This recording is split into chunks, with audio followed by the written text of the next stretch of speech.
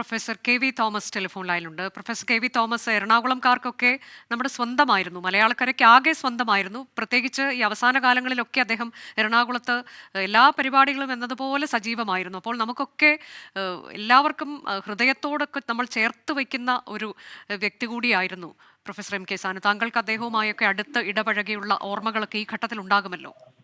ഞാൻ തേവര കോളേജിൽ വിദ്യാർത്ഥിയും പിന്നീട് അധ്യാപകനും അതിനുശേഷം രാഷ്ട്രീയത്തിലും പ്രവർത്തിച്ചപ്പോഴൊക്കെ മാഷുമായിട്ട് അടുത്ത ബന്ധമായി.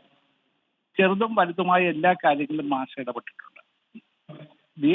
ദർബാർ ഹോൾ ഗ്രൗണ്ടിൽ കൃത്യമായി നടക്കുന്ന 3 പേര് വി ആർ കൃഷ്ണയ്യരും ഡോക്ടർ രാമചന്ദ്രനും പിന്നെ സാലുമാഷുമാണ്.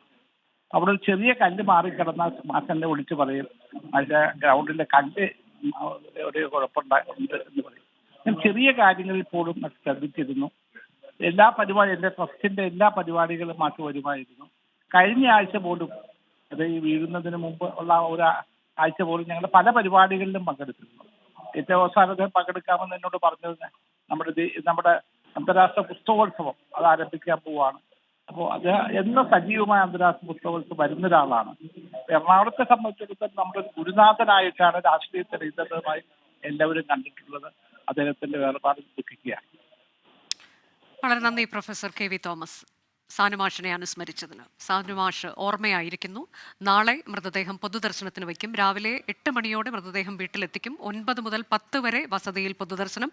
10 മണിക്ക് ശേഷം ടൗൺ ഹാളിലേക്ക് മൃതദേഹം കൊണ്ടുപോകും. അവിടെയാകും പിന്നീട് പൊതുദർശനം. വലിയൊരു ശൂന്യത സൃഷ്ടിച്ചുകൊണ്ടാണ് സാനുമാഷ് വിട വാങ്ങിയത്.